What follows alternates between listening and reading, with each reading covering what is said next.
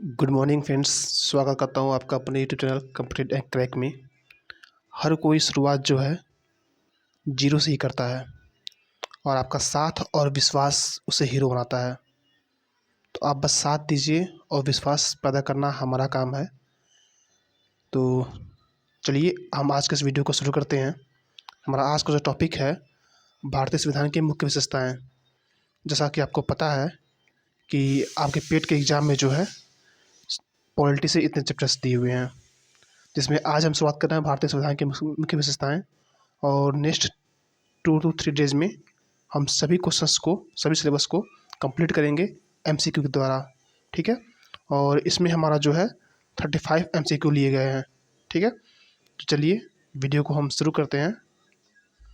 और उससे पहले हम रिक्वेस्ट करेंगे कि अगर आपने अभी तक चैनल को सब्सक्राइब नहीं किया है तो हमारा साथ दीजिए और सब्सक्राइब कीजिए और लाइक अभी कर दीजिए, आप लोग भूल जाते हैं। और कोई भी डाउट हो या फिर कुछ भी पूछना हो आपको तो कमेंट ज़रूर कीजिएगा। और डिस्क्रिप्शन में हमारे टेलीग्राम चैनल का लिंक दिया हुआ है, उससे आप जुड़ सकते हैं। वहाँ पे आपकी सभी समस्याओं का निदान होता है। चलिए हम शुरू करते हैं। पहला प्रश्न है, विश्व का सबसे बड़ा लिखित और सर्वाधिक व्यापक संविधान किस देश का है? तो हमारे प्यारे भारत का जो संविधान है विश्व का सबसे बड़ा लिखित और सर्वाधिक व्यापक है। शुरू में जो क्वेश्चन है वो ईजी हैं और ईजी से हम मॉडरेट और होते हुए हार्ड की तरफ बढ़ेंगे। तो आप पूरा वीडियो जरूर देखिएगा, आपका बहुत अच्छा रिवीजन होगा इससे। नेक्स्ट है आपका, निम्नलिखित में से किससे निर्धारित होता है कि भारत का संविधान जो है परिसंघीय है? तो यहाँ पे जो है ऑप्शन सी सही हो जाएगा कि केंद्र और राज्यों के बीच में शक्तियों का वितरण होता है और इससे निर्धारित होता है कि जो भारत का संविधान है वो परिसंघीय है, ठीक है। नेक्स्ट है, लिखित संविधान की अवधारणा सर्वप्रथम कहाँ जन्म ली थी? तो लिखित संविधान की जो अवधारणा है सर्वप्रथम फ्रांस में जन्म ली हुई थी। तो ऑप्शन ए सही हो जाएगा। नेक्स्ट है, आप उसको अमेरिका से कंफ्यूज मत होइएगा, ठीक है, फ्रांस से सही आंसर होगा उसका। नेक्स्ट है आपका, भारत में संविधान को माना गया है। तो भारत जो है राज्यों का संघ है, ये आर्टिकल 1 में लिखा हुआ है, ठीक है। तो सी ऑप्शन सही हो जाएगा। नेक्स्ट है, भारत एक धर्मनिरपेक्ष राज्य है, इसका तात्पर्य है। तो भारत जो है एक धर्मनिरपेक्ष देश है, इसका अर्थ ये होता है कि यहाँ पे जो देश, इस देश का कोई अपना धर्म नहीं है।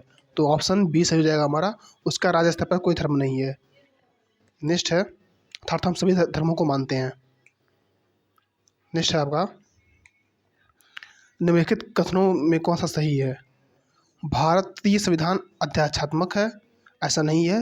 यहाँ पे राष्ट्रपति तो होते ही हैं, साथ साथ में प्रधानमंत्री भी होते हैं। नेक्स्ट है आपका, भारत एक नाम मात्र का राजतंत्र है, बिल्कुल नहीं, यहाँ राजा तो होते ही नहीं है।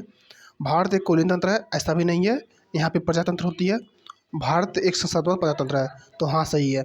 भारत में संसद होती है, संसद में आपके 3 पद होते हैं, लोकसभा, राज्यसभा और राष्ट्रपति। और जनता द्वारा चुन के भेजे जाते हैं प्रतिनिधि हमारे। तो नेक्स्ट क्वेश्चन है हमारा, भारतीय संविधान के संबंध में कौन सा कथन सही है? भारत एक मौलिक संविधान है, बिल्कुल नहीं। यह दूसरे देशों के संविधान से प्रभावित है, हाँ सही है। यह दूसरे देशों के संविधान से बिल्कुल नकल है, ऐसा नहीं है, हम बिल्कुल नकल नहीं किए हैं, हम उसके अपने अनुसार उसको ढाले हुए हैं। तो ऑप्शन बी हमारा सही होगा। नेक्स्ट है आपका, निम्नलिखित में से कौन सा कथन सही है? भारत का संविधान भारत में संसदीय पद्धति की सरकार की व्यवस्था करता है, हाँ मैंने पहले बताया, यहाँ पे संसद होती है। नेक्स्ट है आपका, भारतीय संविधान द्वारा स्वतंत्र न्यायपालिका की स्थापना की गई है। तो हाँ, यहाँ जो न्यायपालिका है वो कार्यपालिका से स्वतंत्र होती है। नेक्स्ट है, भारतीय संविधान भारत में विधि के शासन की व्यवस्था करता है। तो ये भी सही है। तो उपरोक्त सभी जो हैं सही हो जाएंगे, तो ऑप्शन डी हमारा सही हो जाएगा। अगर आपको वीडियो अच्छा लग रहा है तो ज़रूर लाइक कर दीजिएगा और अपने दोस्तों को भी शेयर कर दीजिएगा, क्योंकि शेयरिंग इज़ केयरिंग। और आपका दोस्त जो है वो भी इस एग्ज़ाम में सफल हो, ये आपकी जिम्मेदारी बनती है, क्योंकि वो आपका दोस्त है, वो आप पे विश्वास करता है। नेक्स्ट है, तो शेयर जरूर कीजिएगा। कौन सा कथन सही नहीं है? भारतीय संविधान निर्मित, लिखित और सर्वाधिक व्यापक है, सही है आपका। नेक्स्ट है, भारतीय संविधान प्रभु संपन्न, लोकतंत्रात्मक, पथनिरपेक्ष, समाजवादी संविधान है, यह भी सही है आपका। भारतीय संविधान में मूल अधिकारों को समाविष्ट किया गया है, यह भी सही है, मूल अधिकार आपके दिए हुए हैं और आर्टिकल 12 से लेकर 36 तक आपके मूल अधिकार दिए हुए हैं। और नेक्स्ट आपका, संविधान के परिवर्तन के समय ही संविधान में मूल कर्तव्य शामिल है, ऐसा नहीं है, जो मूल कर्तव्य हैं वो बाद में जोड़े गए थे 1976 में। नेक्स्ट है आपका,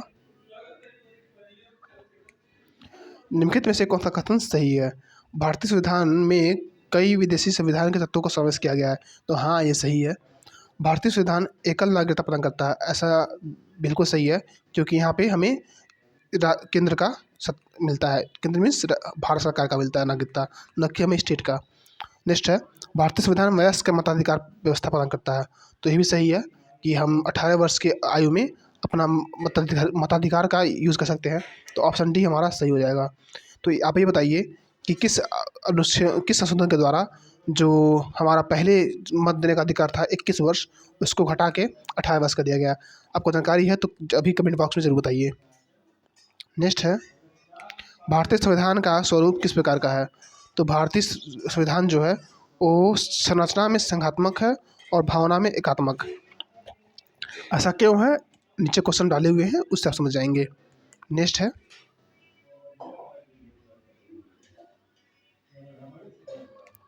भारतीय संविधान भावना में एकात्मक है क्योंकि। अब भारतीय संविधान जो है भावना में एकात्मक क्यों है, ये हमको बताना है। ऊपर मैंने देखा कि संरचना में जो है संघात्मक है और भावना में एकात्मक, तो हम बताएंगे भावना में एकात्मक क्यों माना जाता है।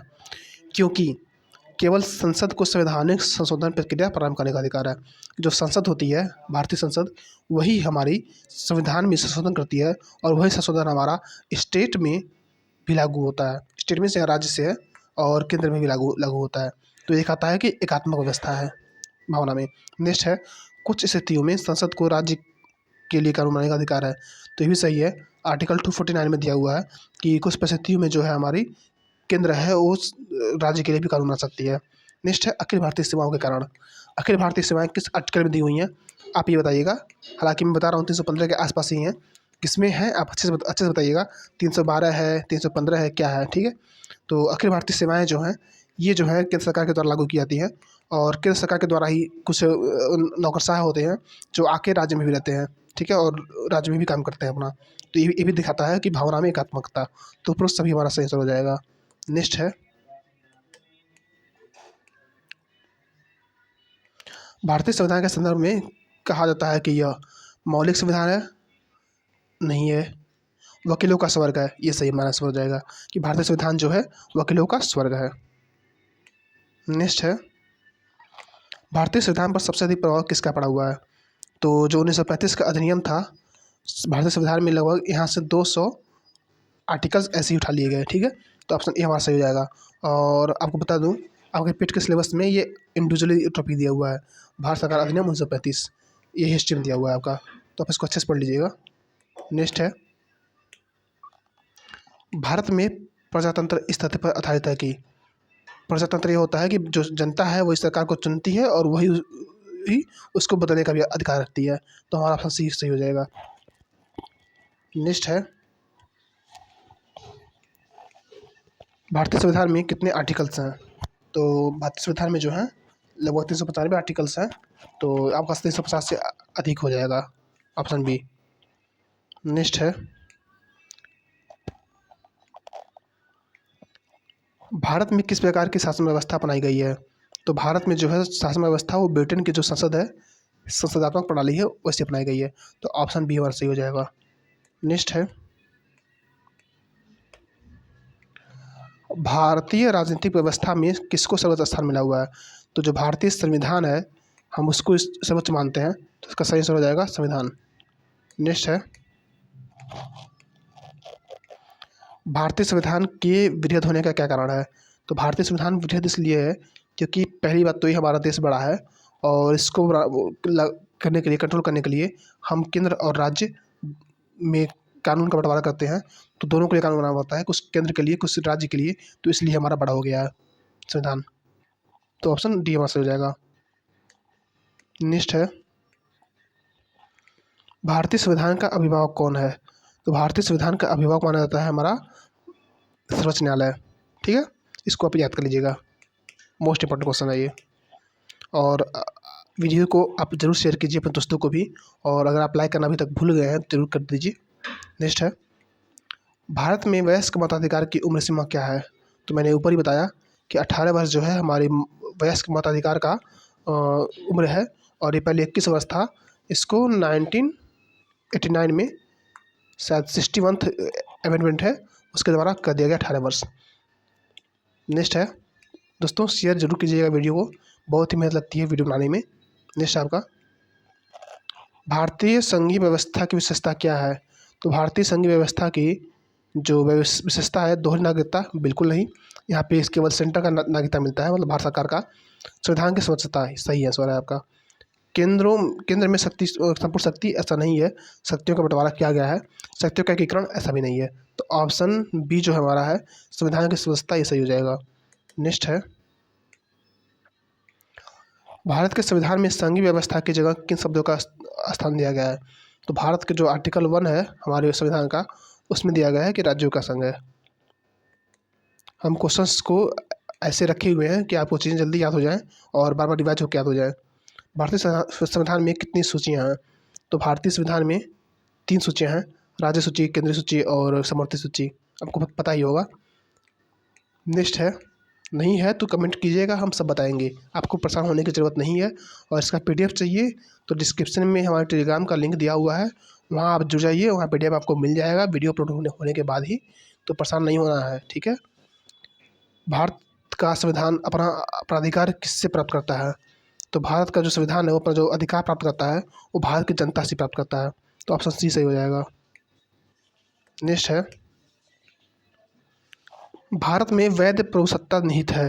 तो भारत में जो वैध प्रभुसत्ता है वो सब निहित है हमारे संविधान में। नेक्स्ट है, भारतीय संविधान की संरचना किस प्रकार की है? तो भारत सरकार की जो संरचना है वो कुछ संघात्मक है, कुछ एकात्मक है और कुछ कठोर है। तो नेक्स्ट है आपका, बहुत ही शानदार क्वेश्चन है ये। इसको जो सही कर ले रहा है समझ लीजिए कि आपको पॉलिटी में दिक्कत नहीं है, मतलब इस चैप्टर में। भारतीय संविधान में निम्नलिखित में से कौन सा कथन सही है?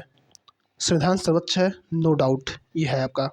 संघ और सरकारों के बीच में शक्तियाँ स्पष्ट विभाजन है, तो हाँ ये भी सही है कि संघ और सरकारों के बीच में जो है शक्तियों का विभाजन है। नेक्स्ट है, संविधान के संशोधन के लिए विविध प्रक्रिया का वर्णन किया गया है, तो ये भी सही है, आर्टिकल 369 यही है ना। हाँ, इसमें आपका स्पष्ट रूप से बताया गया है कि कैसे हम संशोधन कर सकते हैं। नेक्स्ट है, संघ की संसद और राज्य विधानसभाएं संप्रभु हैं, ऐसा नहीं है, संप्रभु नहीं है। मूल अधिकार की परिधि में को निर्धारित करने के लिए संविधान की उद्देश्य का अवलंबन नहीं किया जा सकता, ऐसा नहीं है। तो 1, 2, 3 सही हो जाएगा इसका। तो ऑप्शन डी।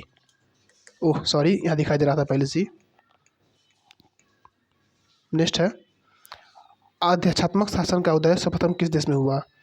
तो जो अध्यक्षात्मक शासन है वो सर्वप्रथम USA में हुआ था, संयुक्त राज्य अमेरिका।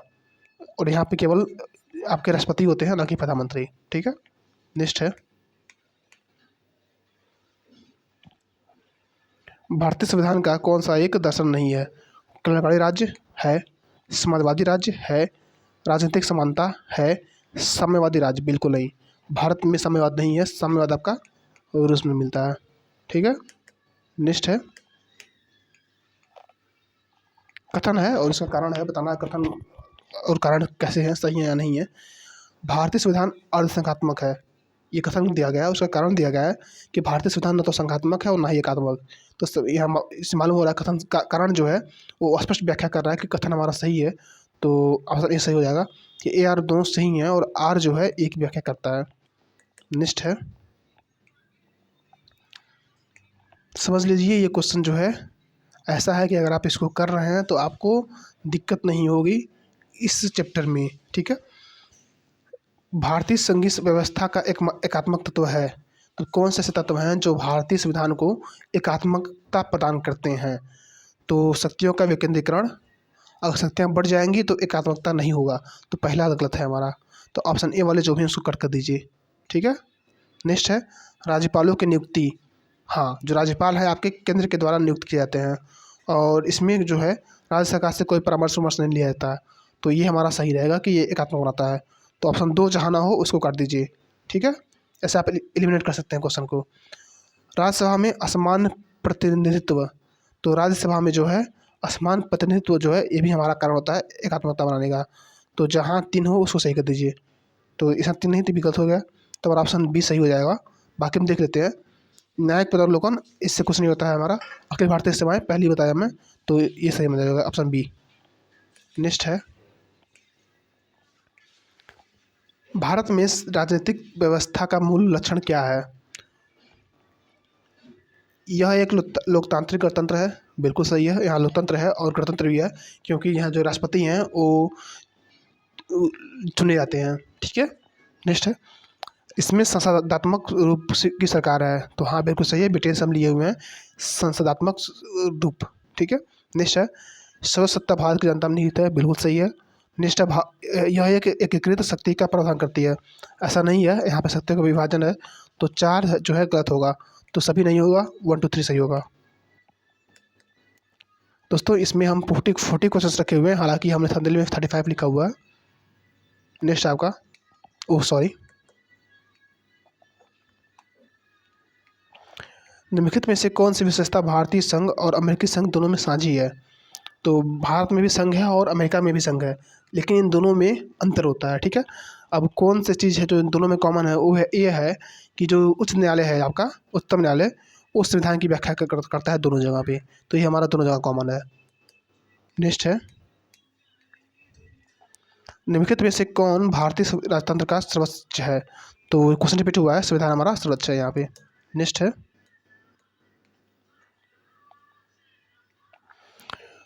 भारतीय संविधान का आप किस प्रकार वर्णन करेंगे? आकार में मध्यम? बिल्कुल नहीं, आकार में तो बहुत बड़ा है। बहुत छोटा है, बिल्कुल गलत है, छोटा नहीं है। विश्व के सबसे विस्तृत संविधानों में से एक, तुम्हारा सही हो जाएगा ऑप्शन सी। ठीक है। नेक्स्ट है, जो कि हमारा आज का लास्ट क्वेश्चन है, तो आप जरूर चैनल को सब्सक्राइब कर दीजिएगा। देखते हैं क्वेश्चन को, भारतीय संविधान में किसको मान्यता दिया गया है? तो भारतीय संविधान में जो है केवल 2 प्रकार के अल्पसंख्यक की बात की गई है। एक धर्म के आधार पर जो अल्पसंख्यक होते हैं, और एक भाषा के आधार पर जो अल्पसंख्यक होते हैं। और अल्पसंख्यक की जो है व्याख्या नहीं किया गया हमारे संविधान में, इसको ध्यान दीजिएगा। लेकिन केवल 2 प्रकार के अल्पसंख्यक को माना गया है। अल्पसंख्यक के बारे में यही कहा गया है कि जो वो बहुसंख्यक नहीं है, जो ज़्यादा मात्रा में नहीं है, वही अल्पसंख्यक है। लेकिन मान्यता जो है केवल धार्मिक और भाषाई आधार पर दिया गया है। ठीक है। तो ऑप्शन सी हो जाएगा। तो आपसे आखिरी बार रिक्वेस्ट है कि सब्सक्राइब जरूर कीजिएगा और अपने दोस्तों को शेयर भी कीजिएगा, क्योंकि वो आपके दोस्त हैं, उनकी सफलता आपकी जिम्मेदारी है। ठीक है। उन्होंने आप पे विश्वास किया है, फिर दोस्ती की है, उनको जरूर शेयर कीजिएगा। चलिए, धन्यवाद, मिलते हैं नेक्स्ट वीडियो में। और हमारा टारगेट जो है पूरे पॉलिटी को जो है कवर करना है, इसको मत भूलिएगा। तो चैनल से जुड़े रहिएगा। धन्यवाद।